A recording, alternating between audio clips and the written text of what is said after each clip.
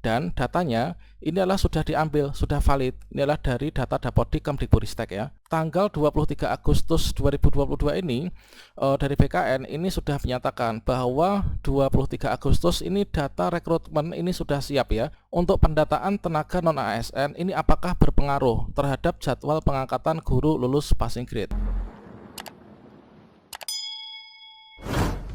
Baiklah sobat semuanya, seperti yang kita ketahui, untuk guru ini adalah mengacu pada Permen Pan RB nomor 20 tahun 2022 dan datanya ini diambilkan dari data Dapodik Kemdikbudristek. Kemudian untuk tenaga kesehatan, inilah pengumpulan data dan pengolahan data untuk penyusunan kebijakan juga ini mengacu pada SISDMK Kementerian Kesehatan. Kemudian tenaga lainnya adalah dalam proses, yaitu melalui mekanisme pemetaan dan juga pendataan tenaga non ASN. Nah, selanjutnya untuk pendataan tenaga non ASN ini apakah berpengaruh terhadap jadwal pengangkatan guru lulus passing grade? Adalah merupakan sebuah kabar gembira bagi teman-teman yang masuk dalam kategori pelamar prioritas dan juga pelamar umum serta tenaga kesehatan. Khususnya di sini sudah ada titik terang mengenai jadwal untuk pengangkatan pelamar prioritas 1, yaitu melalui mekanisme penempatan guru yang sudah lulus passing grade. Silahkan simak video ini sampai selesai. Namun sebelum kita lanjutkan, perlu saya ingatkan bagi teman-teman yang mungkin baru pertama kali menemukan channel ini, silahkan klik tombol subscribe-nya dan aktifkan notifikasi loncengnya sehingga nanti jika ada update video terbaru, teman-teman tidak akan ketinggalan informasi. Baiklah sobat semuanya, untuk yang pertama terkait tentang jadwal pengangkatan guru yang sudah lulus passing grade.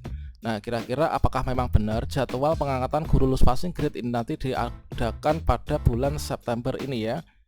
Nah, di sini kalau misalkan kita mengacu pada video yang diupload di akun Instagramnya Rekrutmen P3K Guru. Nah, di sini sekedar informasi teman-teman yang menginginkan untuk mencari tempat pelatihan, mungkin bimbingan belajar ya, silahkan kalian bisa join ke sini.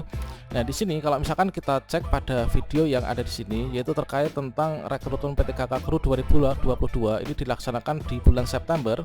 Yang mana di sini adalah sebenarnya disajikan yaitu sebuah jadwal tentatif ya terkait tentang Rekrutmen P3K 2022 ini diadakan pada minggu pertama atau juga minggu kedua ya pada bulan September 2022. Ya benar, kalau misalkan di sini kita cuplik sebentar ya, di sini dari informasi yang disampaikan ini adalah tanggal 23 Agustus 2022 ini dari BKN ini sudah menyatakan bahwa 23 Agustus ini data rekrutmen ini sudah siap ya untuk tindak lanjut seleksi P3K Guru tahun 2022. Dengan demikian diambillah kesimpulan bahwa kemungkinan besar nanti untuk rekrutmen P3K 2022 ini akan diadakan minggu pertama atau juga minggu kedua pada bulan September. Sehingga di sini nanti akan diberlakukan untuk mekanisme seleksi yang pertama, yaitu penempatan guru yang sudah lulus passing grade. Namun di sini sekali lagi merupakan sebuah jadwal tentatif ya. Nah, makanya di sini kita juga masih perlu selalu memantau untuk akun SSIASN kita dan juga portal guru P3K kemdikbud.go.id. Nah, kita harus selalu siap terkait tentang jadwalnya apakah nanti diadakan di bulan September atau mungkin juga di bulan berikutnya. Nah, selanjutnya di sini adalah untuk data dari teman-teman guru honorer, ini kan dari Dapodik ya. Dan selanjutnya di sini kita cek informasi terbaru terkait tentang kaitannya dengan proses pendataan non ASN. Kalau misalkan guru lulus passing grade khususnya, ini kan tinggal menunggu penempatan saja.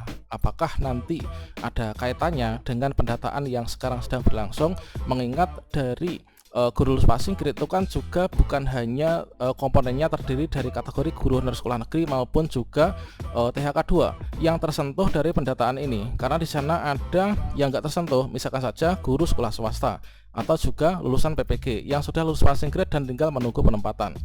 Nah, sekedar informasi di sini dari yang disajikan oleh BKN ya teman-teman yang terbaru, yaitu bahwa untuk sumber daya di lingkungan di instansi pemerintah saat ini adalah dibagi menjadi kategori ini, yaitu untuk guru ini adalah mengacu untuk seleksinya pengangkatan P3K ini adalah mengacu pada Permen Pan RB nomor 20 tahun 2022 dan datanya ini adalah sudah diambil, sudah valid, ini adalah dari data Dapodik Kemdikbudristek ya. Selanjutnya untuk tenaga kesehatan, untuk pengumpulan data dan juga pengolahannya serta penyusunan kebijakan, arah kebijakannya itu adalah mengacu pada pendataan dari Kemenkes, yaitu SISDMK Kementerian Kesehatan. Selanjutnya dari data Dapodik dan juga SISDMK untuk guru dan juga nakes, ini adalah di sini dilakukan optimalisasi usulan oleh Pemda. Kemudian dilihat dari ketersediaan anggaran yang ada, kemudian diterbitlah Pertek BKN dan juga pendapat Menkyu, kemudian penetapan kebutuhan dan juga formasinya.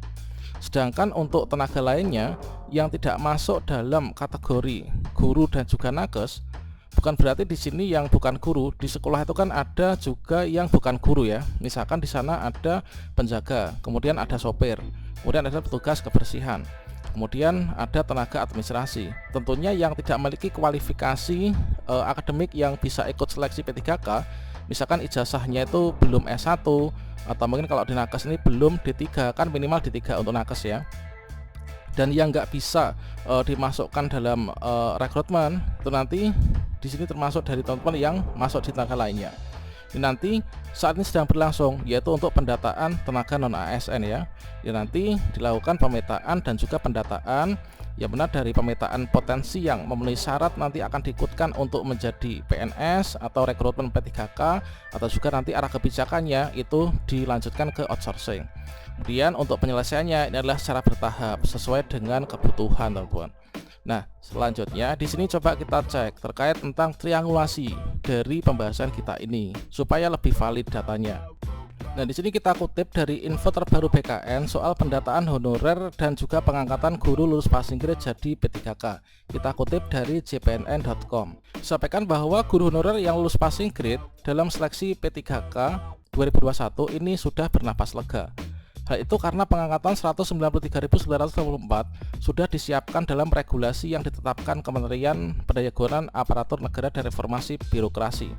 Artinya, walaupun pendataan honorer ini masih berjalan karena tenggat waktunya ini sampai 30 September, tetapi tidak mempengaruhi proses pengangkatan P3K guru yang sudah lulus passing grade. Nah, ini perlu kita garis bawahi. Jadi meskipun pendataan ini sedang berlangsung, tidak mempengaruhi proses pengangkatan P3K. Namun di sini sampaikan juga, yaitu pengangkatan P3K untuk lulus PG kan sudah diatur ya dalam Kemenpan RB tentang bagaimana mekanismenya. Ini kata Deputi Bidang Sistem Informasi Kepegawaian Bapak Suherman. Kemudian namun ada hal yang dikhawatirkan Suherman jika para guru lulus PG tersebut tidak masuk dalam pendataan honorer, sebab sebagaimana posisinya ini bila mereka tidak diusulkan oleh instansinya. Sementara kata Bapak Suherman, ada ketentuan dalam surat edaran Pan RB tersebut tertanggal 22 Juli bahwa bagi instansi yang tidak mengajukan data tenaga non ASN berarti dianggap tidak punya honorer lagi.